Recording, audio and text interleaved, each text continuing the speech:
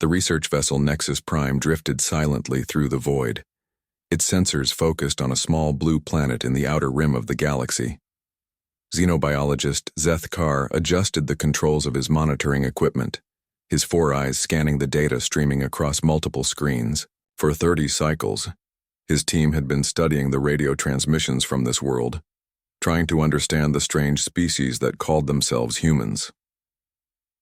Fascinating, Zeth Kar muttered to himself as he analyzed another batch of intercepted communications.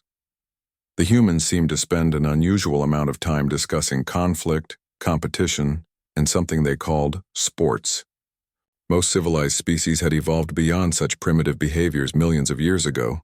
Dr. Kael'ven, his research partner, looked up from his own workstation. Have you found anything concerning in their cultural patterns? Nothing that violates Federation standards, Zeth Kar replied. Though they do seem remarkably fixated on physical contests and territorial disputes. Still, many young species go through aggressive phases before reaching true civilization. Neither scientist realized they were about to make first contact with the most dangerous species in the galaxy. On the human exploration vessel Aurora, Captain Jake Morrison was reviewing star charts when the first alien transmission arrived. The bridge crew fell silent as an unknown signal cut through their communications array, carrying a message in perfect English. Greetings, people of Earth. This is Ambassador Velthara of the Galactic Federation. We come in peace and friendship, hoping to welcome your species into the greater community of worlds. Morrison exchanged glances with his science officer, Dr. Lisa Parker. After decades of searching for signs of alien life, first contact had finally happened, and it sounded remarkably civilized. Respond with our standard peaceful greeting protocol, Morrison ordered. Tell them we are honored by their contact and eager to establish diplomatic relations. The meeting was arranged to take place on Kepler 442c, a small moon in neutral space between human and Federation territories. As the Aurora approached the designated coordinates, Morrison could see the alien vessel waiting for them. It was beautiful, with flowing curves and surfaces that seemed to shimmer with their own light. Captain, Dr. Parker reported, I am reading multiple life signs aboard their ship. At least 12 different species, all working together. A truly multi-species civilization, Morrison said with admiration. This is exactly what we hope to find. Ambassador Velthara was tall and graceful, with pale blue skin and large, gentle eyes. She moved with the fluid motions of someone who had never known violence or fear. Behind her came representatives from various Federation worlds, each one radiating the same peaceful energy. Captain Morrison, Velthara said, extending her hand in the human gesture of greeting she had learned from their transmissions. It is an honor to meet you. Morrison shook her hand carefully, surprised by how delicate she felt. The honor is ours, Ambassador. Humanity has dreamed of this moment for generations. The initial diplomatic meetings went better than anyone had dared hope. The Federation representatives were genuinely interested in human culture, asking detailed questions about art, music, philosophy, and science. They seemed impressed by humanity's achievements and curious about their rapid technological development. Dr. Parker found herself working closely with Zeth Kar, exchanging biological data about their respective species. The alien scientist was particularly interested in human evolutionary history and genetic development. Your species shows remarkable adaptability, Zeth Kar observed as he studied human DNA samples. You have colonized environments from frozen tundra to burning deserts. Most species evolve for specific planetary conditions. Humans have always been explorers, Parker replied proudly. We adapt to new challenges rather than avoiding them. What Parker did not notice was the slight frown that crossed Zeth Kar's face as he examined the data. Human bone density was significantly higher than any species he had encountered. Their muscle fiber composition suggested strength levels that seemed excessive for their body size. Most puzzling of all, their nervous systems showed reaction speeds that would make them formidable predators. Commander Ryan Hayes, the human military liaison, tried to keep discussions of human warfare history to a minimum. When the aliens asked about human conflict resolution, He focused on diplomacy and peaceful negotiations, carefully avoiding mention of humanity's long and bloody military history. But the aliens were observant. During a cultural exchange presentation, they watched human entertainment with growing unease. The movies humans considered normal showed levels of violence that would traumatize most Federation species. Even human sports involved physical contact that looked like combat to alien eyes.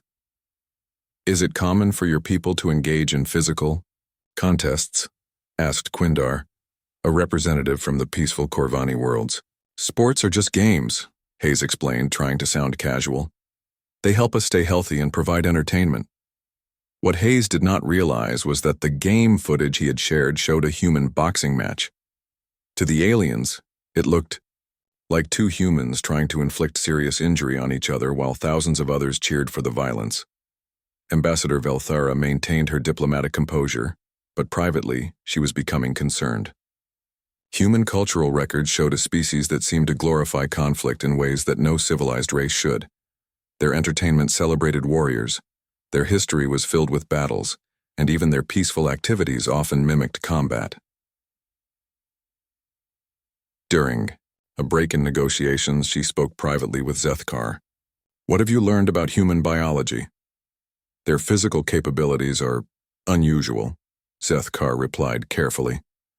"They possess strength and speed levels that seem excessive for a species that claims to be peaceful.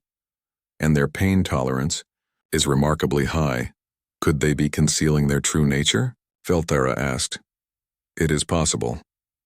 But Ambassador, there is something else.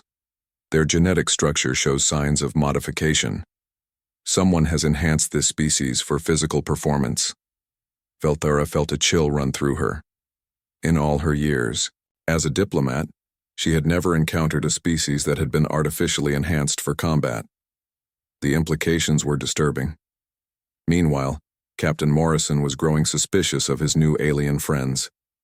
They asked many questions about human military capabilities, always framing them as scientific curiosity, but Morrison had been a soldier before becoming an explorer, and he recognized intelligence gathering when he saw it. "Dr. Parker," he said during a private moment, "have you noticed anything odd about their questions?" "They do seem particularly interested in human physical capabilities," Parker admitted. "Zethkar keeps asking about our strength, speed, and healing abilities. I thought it was just scientific curiosity." "Maybe it is," Morrison replied, "but I want you to be careful about what information you share. Something feels off about this whole situation." The turning point came during a demonstration of human technology. Lieutenant Emma Watson, a Marine assigned to ship security, was showing the aliens some basic human equipment when one of them asked about personal defense systems. "We do not typically carry weapons," Watson explained, "but we do learn basic self-defense techniques." "Could you demonstrate?" asked the alien, seeming genuinely curious. Watson performed a simple martial arts routine, moving through basic punches, kicks, and defensive blocks. To her, it was just a light exercise routine. To the watching aliens, it was a terrifying display of combat efficiency that exceeded anything their own security forces could manage. The aliens exchanged worried glances as they watched Watson move with speed and precision that their own warriors could never match. When she finished her demonstration, there was a long moment of uncomfortable silence. "Thank you for the educational display," Velthara said finally, her voice strained. That evening, Zethkar made a discovery that changed everything. While analyzing the human genetic samples more thoroughly, he found something that made his blood run cold. Hidden in the human DNA were genetic markers that he recognized from ancient historical records. Markers that belonged to the most feared race in galactic history. The Apex Builders had been extinct for 12,000 years. They had conquered half the galaxy before mysteriously vanishing, leaving behind only ruins and terrifying legends. Every peaceful species in the Federation owed its existence to their disappearance. But according to the genetic evidence, they had not gone extinct at all. They had simply been hiding on a small blue planet in the outer rim, calling themselves humans and waiting for the right moment to return. Zethkar stared at the data in horror, realizing that the Federation had just made contact with their greatest nightmare. The humans were not just another peaceful species seeking friendship. They were the descendants of the galaxy's most feared conquerors, and they had been enhanced far beyond their ancestors' already terrifying capabilities. As night fell on the diplomatic station, Zethkar began preparing an urgent report for the Federation Council. The peaceful First Contact mission had become something much more dangerous. Humanity was not just another species to welcome into the galactic community. They were a threat that could destroy everything the Federation had built. Zethkar could not sleep. For 3 days now, he had been studying the human blood samples in his laboratory aboard the Nexus Prime. What he found made his 4 hearts beat faster with each passing hour. The numbers did not make sense. No creature in the galaxy had bone density this high. No species could heal this quickly from wounds. No being should have muscles that could generate this much force. He ran the tests again and again, hoping he had made an error. But the results remained the same. Humans were not natural. Someone had changed them long ago, making them into something that should not exist. The laboratory door opened with a soft hiss. Dr. Kylvin entered, carrying a steaming cup of thermal brew. His gray skin looked pale in the blue light of the lab equipment. "You need to rest, my friend," Kylvin said, setting the cup down near Zethkar's workstation. "You have been here for days." Zethkar turned from his screens, his large eyes reflecting the data scrolling past. "Look at this," he said, pointing to a genetic sequence displayed on the monitor. "Do you see these markers here? The enhanced muscle fiber density, the accelerated healing factors, the increased pain tolerance." Kylvin leaned closer, studying the data. His expression grew troubled as he recognized the patterns. "These look like... But that is impossible. The Apex builders have been extinct for 12,000 years. "That is what I thought too," Zethkar replied. "But these genetic modifications are identical to the ones we found in the old war records. The humans have been engineered for combat." Far below on the planet Earth, Dr. Amanda Foster wiped sweat from her forehead as she emerged from the newly discovered tunnel system. The Amazon ruins had revealed chamber after chamber of ancient technology, each one more puzzling than the last.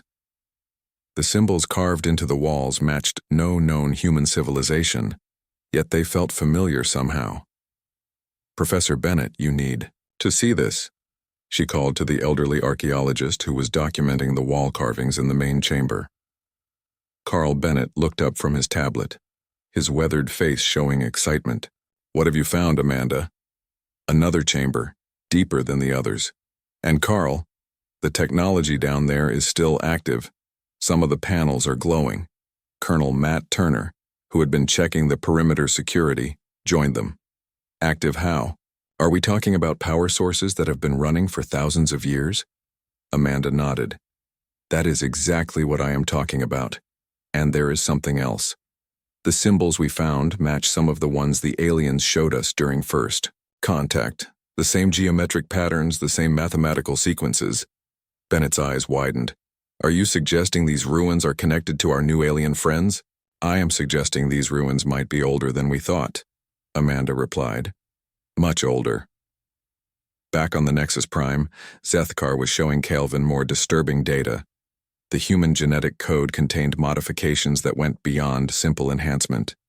Whoever had created humans had given them the ability to adapt to almost any environment, to recover from injuries that would kill other species, and to process combat information at incredible speeds. "This is why they seem so strange," Zethkar explained. "When Captain Morrison shook hands with Ambassador Velthera, did you notice how carefully he controlled his strength? He was holding back. They are all holding back." Kylvin studied the data with growing alarm. "My people still have, nightmares about the Apex builders. They conquered half the galaxy before they vanished.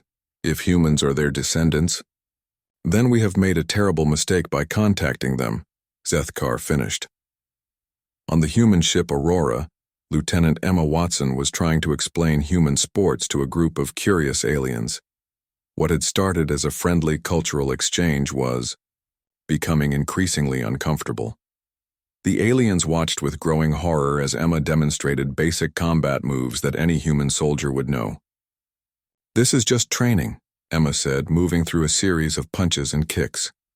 "We learn this for fitness and self-defense." The alien observers exchanged worried glances. What Emma called basic training would have made her a champion fighter on any of their worlds. Her speed, precision, and power were beyond anything they had ever seen from a supposedly peaceful species. Captain Morrison arrived in the recreation area to find the aliens backing away from Emma, their faces showing clear fear. "Is there a problem here?" he asked. "No problem, sir," Emma replied, confused by the aliens' reaction. "I was just showing them some basic martial arts." One of the aliens, a tall being with blue skin and large eyes, spoke in a trembling voice.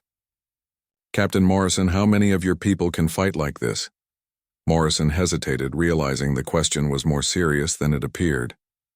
"Well, most of us learn some form of self-defense. It is part of our education system." The aliens looked at each other with clear panic. On their worlds, only specialized military units learned combat skills, and even then, nothing approaching what they had just witnessed. Back in the Amazon, Amanda Foster descended into the deepest chamber yet discovered. The walls here were covered with star maps and genetic diagrams that made her scientific mind race with possibilities. The technology was far beyond anything humans had developed, yet it responded to her presence. As she approached a large console, symbols began to glow brighter. The air hummed with energy, and she could feel something awakening after ages of sleep. The star maps showed Earth's location, but from a perspective that suggested the creators of this place had come from the galactic center. "Colonel Turner," she called through her radio. "You need to get down here, and bring Bennett. I think we have found something that changes everything." Turner's voice crackled through the speaker. "What kind of everything?" "The kind that explains why aliens are suddenly so interested in humanity." On the Nexus Prime, Zethkar made his final, most terrifying discovery. Human DNA contained genetic material from dozens of different species, but not in the way natural evolution would produce. Someone had deliberately combined the best traits from multiple races and enhanced them beyond their original limits. "They are not just enhanced," he told Calvin. "They are a synthesis. Someone took the strength of the Corvani, the speed of the Zelix, the healing ability of the Threnodi, and combined them all into one species. Then they made each trait stronger than the original." Calvin was studying the tactical implications. If humans are truly descended from the apex builders, they may not even know what they are capable of. The modifications could be dormant, waiting for the right trigger. "That is what terrifies me," Zethkar replied. "What if contact with us is that trigger? What if meeting other species activates something in their genetic code that has been sleeping for thousands of years?" As if responding to his fears, alarms began sounding throughout the ship. Emergency lights bathed the corridors in red as the ship's computer announced an urgent message from the Federation Council. Zethkar and Kylvan rushed to the communications center, where Ambassador Velthara was receiving a priority transmission. Her face was pale with shock as she listened to the message. "What is it?" Zethkar asked. Velthara turned to them, her voice barely above a whisper. "The Council has reviewed our reports about human biology. They are mobilizing the fleet. They want to contain the humans before they can spread beyond their solar system." "Contain them how?" Calvin asked, though he already feared the answer. "Any means necessary," Velthara replied. "The Council believes humanity is too dangerous to be allowed to develop interstellar travel. They are treating this as a potential, extinction-level threat to every peaceful species in the galaxy." Zethkar felt his world shifting beneath him. In trying to understand humanity, he had set in motion events that could lead to the destruction of an entire species. But as he looked at the genetic data still glowing on his screens, he wondered if the real question was not whether humanity was too dangerous to survive, but whether the galaxy was prepared for what would happen when humans finally understood what they truly were. The Federation Council chamber on Zentari Prime had not seen such fear in over 10,000 years. Elder Moxion, his ancient form supported by mechanical devices, stood at the center of the circular hall as hundreds of species representatives listened in growing terror. His voice carried the weight of centuries as he spoke about humanity. "What Zethkar has discovered confirms our worst fears," the elder said, his multiple eyes scanning the frightened faces around him. "The genetic markers are identical. Humans are not just another species, they are the children of the apex builders." A wave of panic swept through the chamber. Species that had lived in peace for millennia suddenly faced the return of their greatest nightmare. The apex builders had conquered half the galaxy before mysteriously vanishing 12,000 years ago. Every peaceful civilization owed its existence to their disappearance. But Elder Moxian called out Ambassador Keshti from the Corvani delegation. "The apex builders are extinct. Our historians confirmed this long ago." The elder's expression grew darker. "We thought they were extinct because they stopped expanding. But what if they did not die? What if they simply went into hiding, seeding worlds with their genetic legacy, waiting for the right time to return?" On Earth, deep in the Amazon facility, Dr. Amanda Foster was beginning to understand the truth. The genetic laboratories she had discovered were vast, stretching for kilometers. Underground, each chamber contained different experiments, different combinations of DNA from species she had never seen before. Professor Carl Bennett worked beside her, his tablet filled with translations of the ancient text. "Amanda, look at this," he said, pointing to a series of inscriptions on the laboratory wall. "This section describes Earth as something called a final seeding ground. It says humans are the ultimate synthesis of their work." Colonel Matt Turner examined the star maps that covered an entire wall of the facility. "These charts show the galaxy from 12,000 years ago. Look at this." He pointed to areas marked in red across the galactic spiral. "These must be the worlds they conquered. But see here?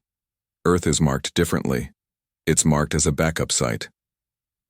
Amanda studied the genetic diagrams more closely. Each one showed the combination of different species traits into human DNA. Strength from one race, speed from another, healing ability from a third.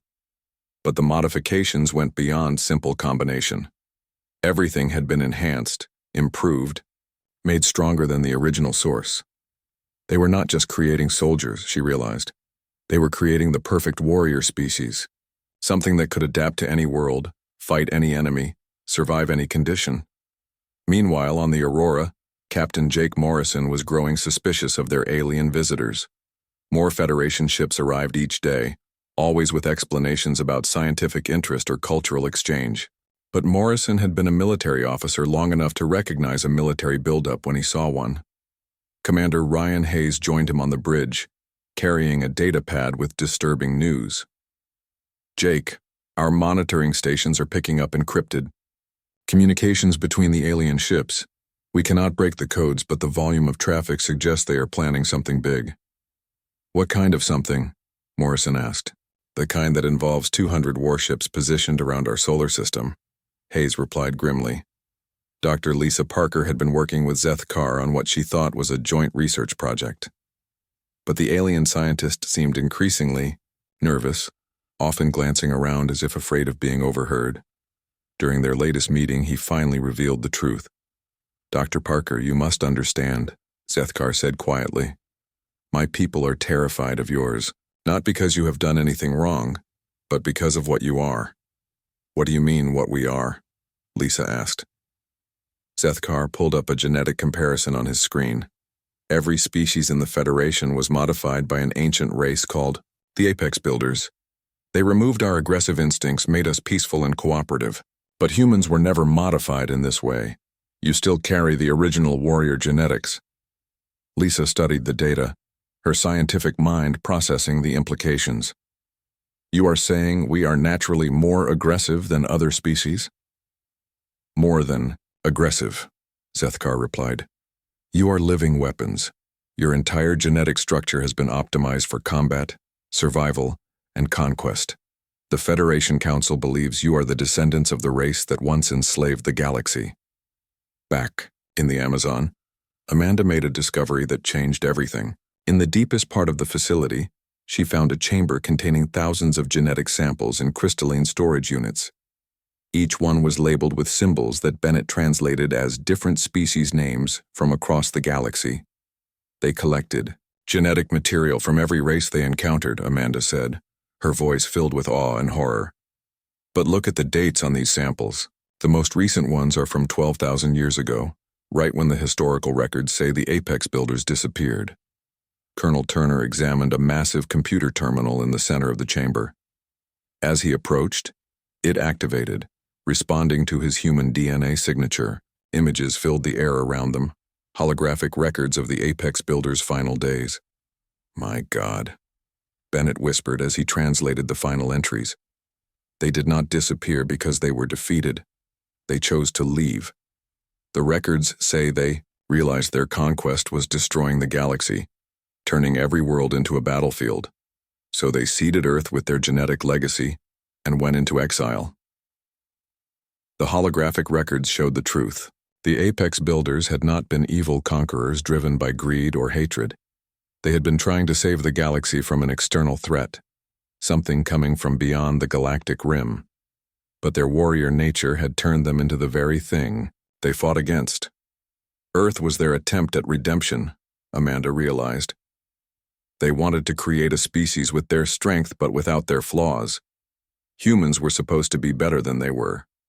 On the Nexus Prime, Ambassador Velthara received the Federation Council's final decision.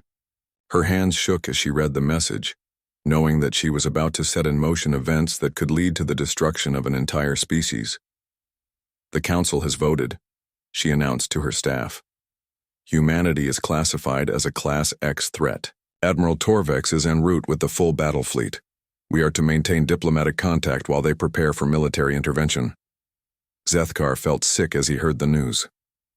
What kind of intervention? Complete containment, Velthara replied. If humans cannot be controlled through diplomacy, they will be quarantined on Earth permanently. If they resist quarantine, the Council has authorized more extreme measures. Dr. Kaelvin looked up from his research station. Velthara, you need to see this. I have been analyzing human cultural records, their entertainment, their sports, their history. These people have been fighting each other for thousands of years, but look at what they fight for. He displayed images of human soldiers risking their lives to save civilians, of athletes helping fallen competitors, of warriors who became protectors of the weak. They are not conquerors like the Apex builders were. They fight, yes, but they fight to protect, not to destroy. That may not matter, Velthara said sadly. The Council has made its decision based on genetic evidence, not cultural analysis. They believe the warrior instincts will eventually overcome any peaceful intentions. Captain Morrison finally understood what was happening when his long-range eye sensors detected the approaching Federation fleet. 200 ships moving in perfect military formation, heading directly for Earth. This was not a diplomatic mission. This was an invasion force. He opened a channel to Earth Command. This is Captain Morrison aboard the Aurora. We have incoming hostiles.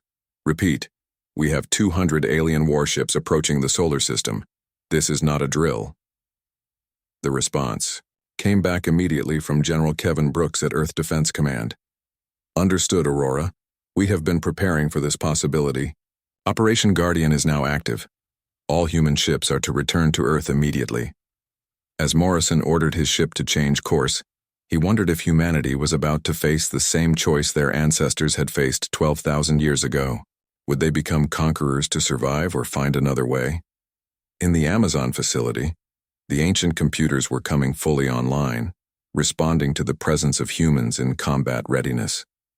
Amanda watched in fascination and terror as weapon schematics appeared on the screens, showing technology that could level mountains or crack planets. The facility is activating, she reported to Colonel Turner. It knows we are in danger. It is offering us the tools to fight back. Turner studied the weapon designs with a soldier's eye. These could give us an edge against the alien fleet. But Amanda, look at what using these weapons did to the Apex builders. They became so focused on fighting that they forgot what they were fighting for. Amanda nodded, understanding the terrible choice before them. So the question is not whether we can fight back. The question is whether we should.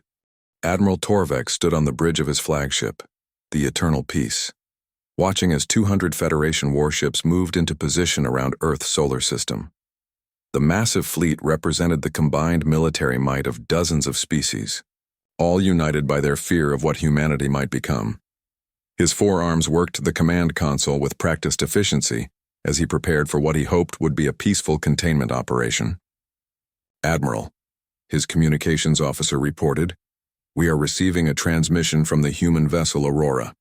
Captain Morrison is requesting to speak with you." Torvex considered the request. The Federation had hoped to complete their containment before the humans realized what was happening, but perhaps diplomacy could still prevent bloodshed. "Put him through." Captain Jake Morrison appeared on the main screen, his expression calm but determined. Behind him, Torvex could see other human officers preparing for battle. "Admiral Torvex, I assume. I am Captain Morrison of the Earth Defense Force. I think we need to talk." "Captain Morrison," Torvex replied carefully. "The Federation Council has determined that humanity poses a significant threat to galactic peace. We are here to implement protective measures."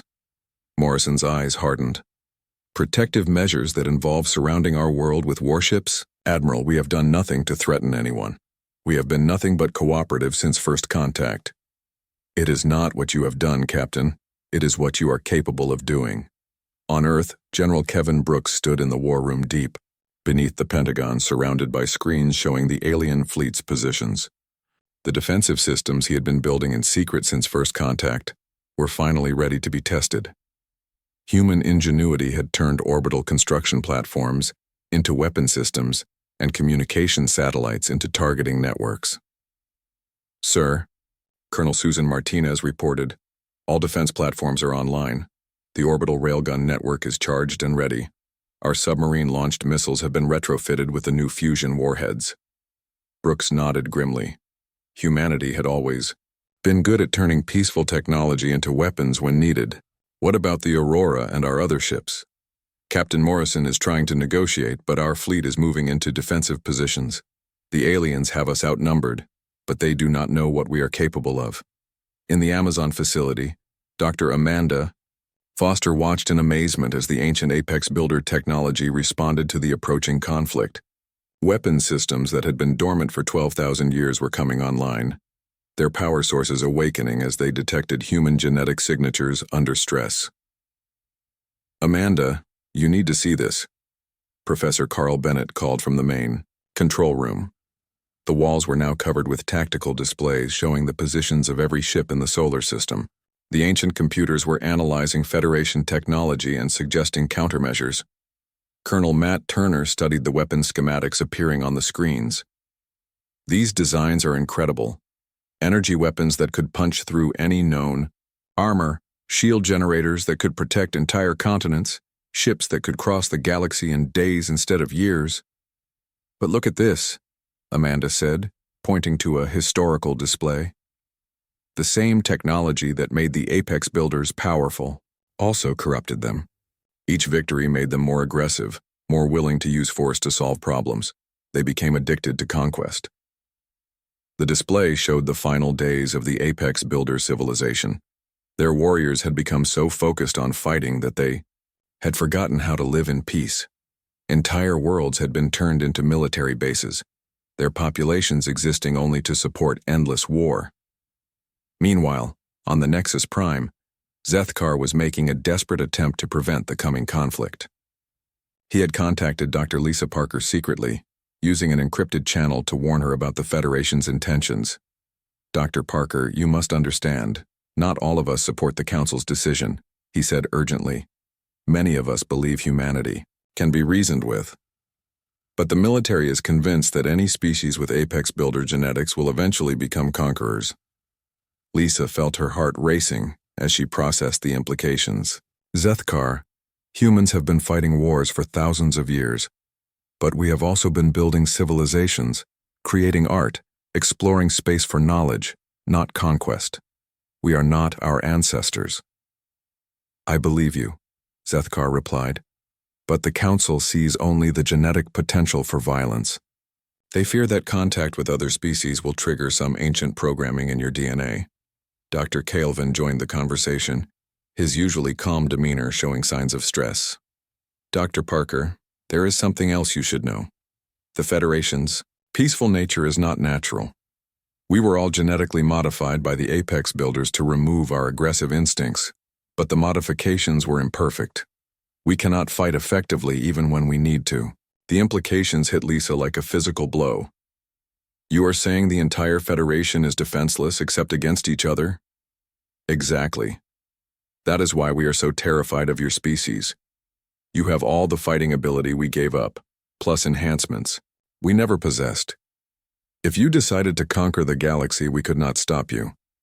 The first shots of the conflict came not from the massive fleets, but from a small skirmish near Jupiter. A Federation patrol ship attempted to board a human freighter, claiming they were conducting a safety inspection. The freighter's captain, Bill Jackson, refused to allow the boarding.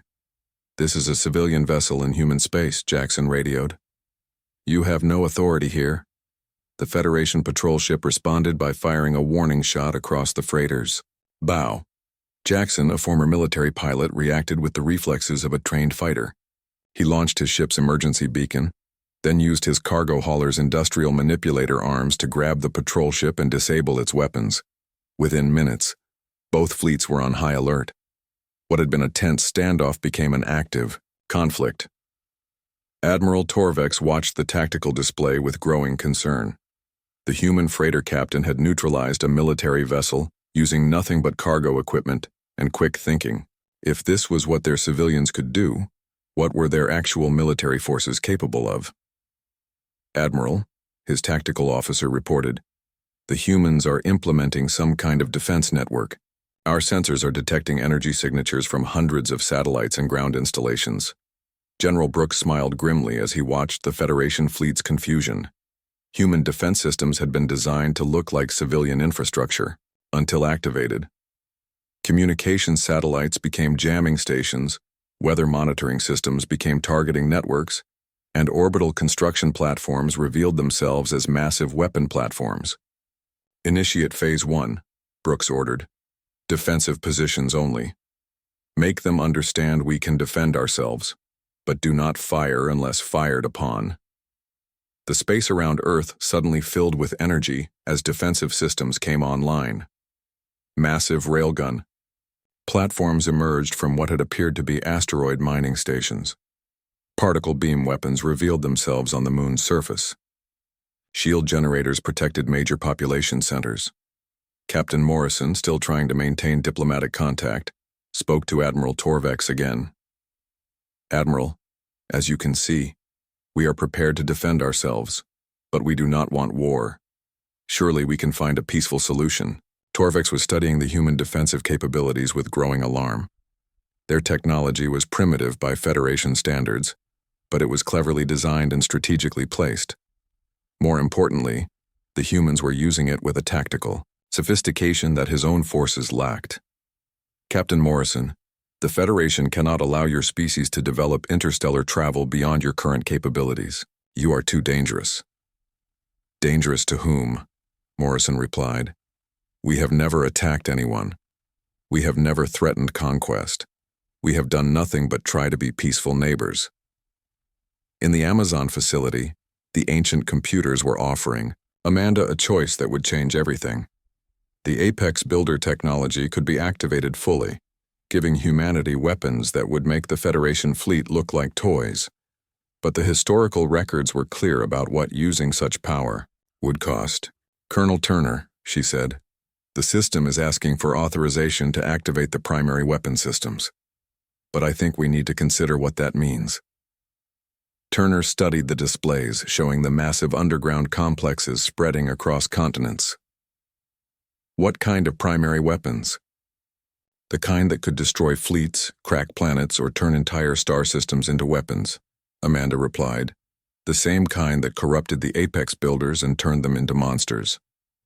As the standoff continued in space, both sides prepared for what might be the most important battle in galactic history. The Federation fleet had overwhelming numbers, But the humans had something their enemies had forgotten how to use: the will to fight, for their survival, and the tactical knowledge to do it effectively. The question was no longer whether humanity could defend itself, but what they would become in the process. Would they repeat the mistakes of their ancestors, or find a way to be strong without becoming conquerors? The answer would determine the fate of every species in the galaxy. The ancient systems beneath Earth's surface hummed with power that had slept for 12,000 years. Dr. Amanda Foster stood before the main control console in the Amazon facility, her hand hovering over the activation key.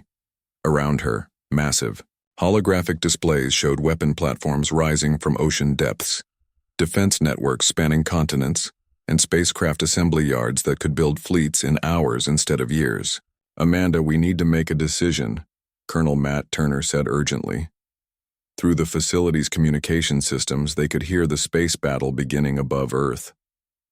"The Federation fleet is moving into attack position.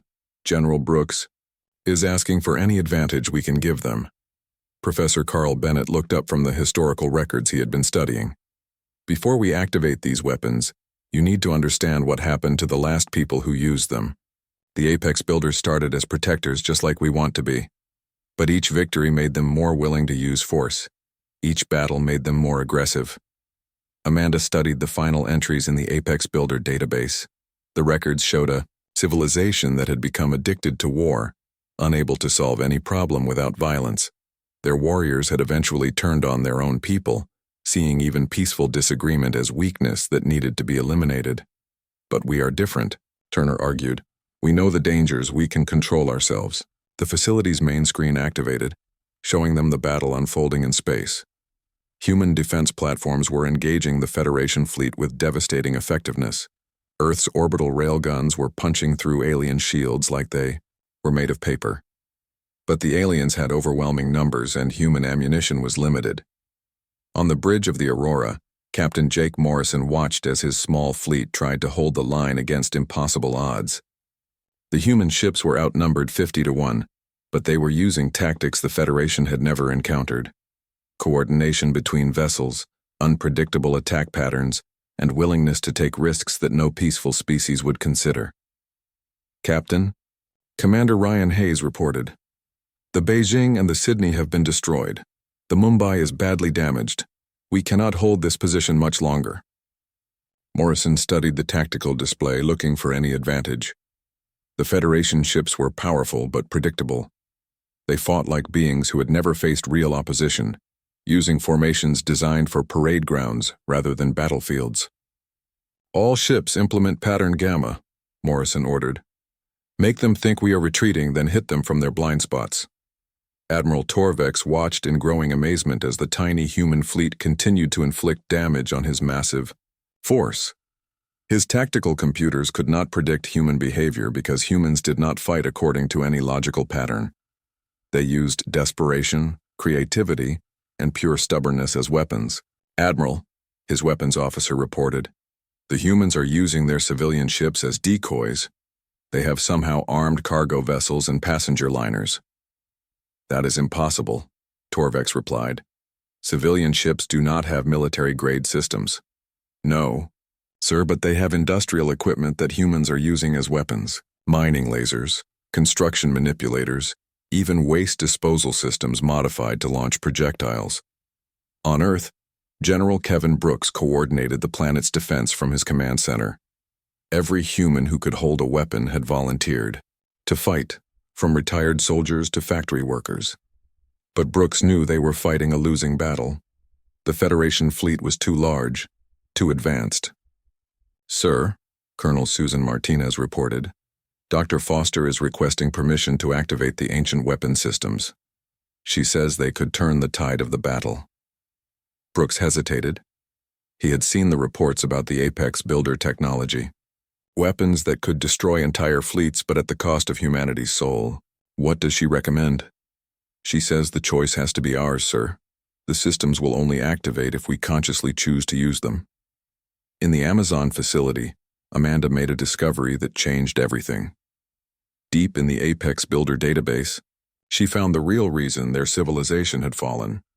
It was not just that they had become addicted to war. They had encountered something from beyond the galaxy, something that had been trying to invade for millions of years. "Carl, look at this," she said, displaying the ancient records.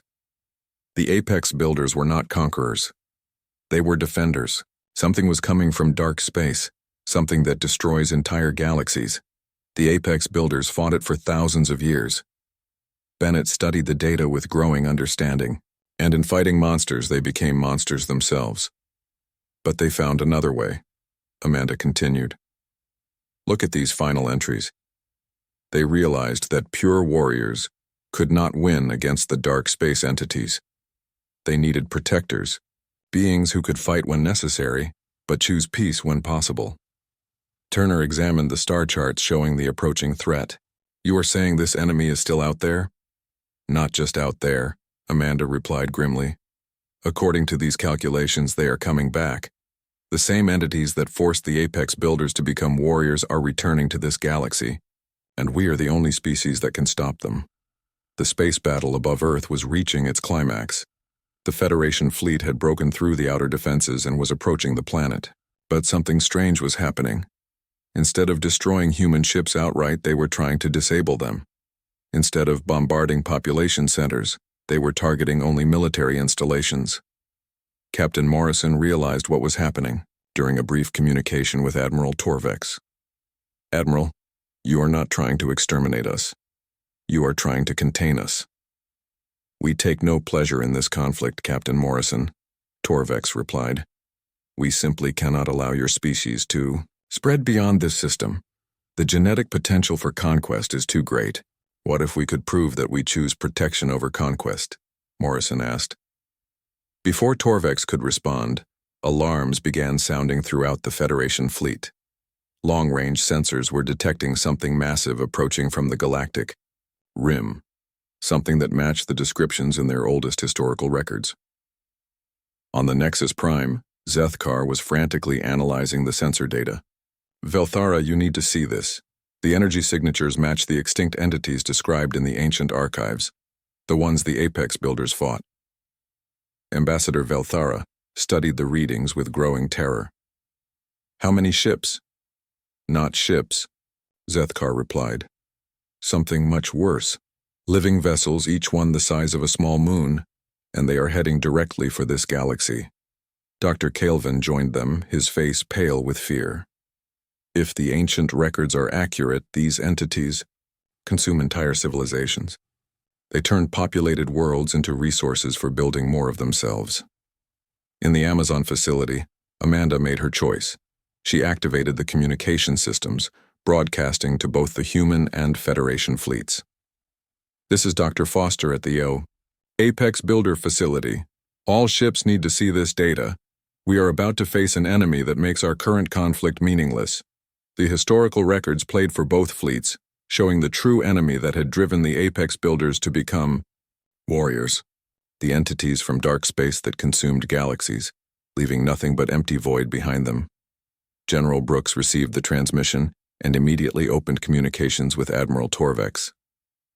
"Admiral, it seems we have a bigger problem than each other." Torvex studied the data, his multiple hearts racing as he recognized the threat. "General Brooks, if these records are accurate, neither of our forces can handle this enemy alone. Then we better learn to work together fast," Brooks replied. Captain Morrison watched as the Federation fleet stopped its attack on Earth and began repositioning to face the approaching threat. "Admiral Captain Morrison here. What do you need?" "From us? Everything you can give, Captain. If humanity truly is descended from the Apex builders, then you may be our only hope of survival." Amanda stood before the Apex builder weapon systems, finally understanding their true purpose. These were not tools of conquest, but instruments of protection. The choice was not whether to use them, but how to use them without losing humanity's soul in the process. "Colonel Turner, prepare to activate the defense grid," she ordered, "but only the defensive systems. We protect this galaxy without becoming its conquerors." As the ancient weapons came online, Amanda sent a message to both fleets. "To all ships, human and Federation alike, we have a choice to make. We can continue fighting each other while monsters destroy everything we care about, or we can stand together and prove that warriors can also be protectors.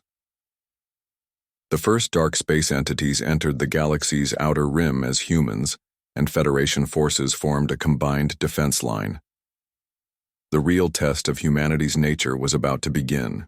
They would either become the galaxy's guardians or repeat the tragic cycle of their ancestors. But for the first time in 12,000 years, the galaxy had defenders who understood that true strength came not from the willingness to fight, but from the wisdom to know what was worth fighting for.